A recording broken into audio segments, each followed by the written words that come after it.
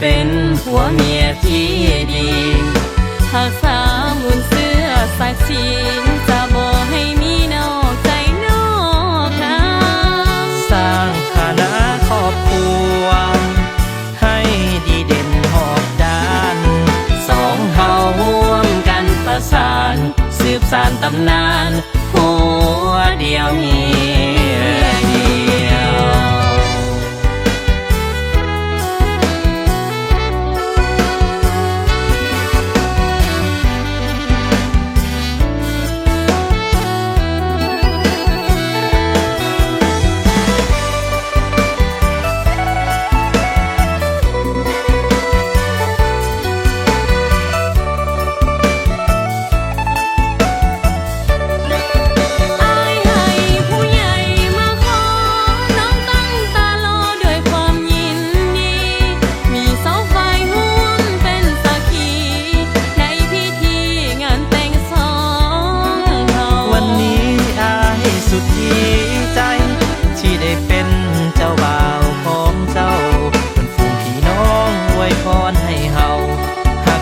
จนเท่าสัวฟ้าดินสลา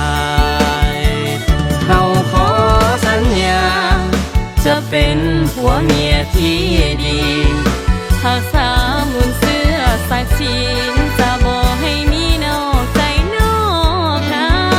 งสร้างฐานะครอบครัวให้ดีเด่นหอบด้าน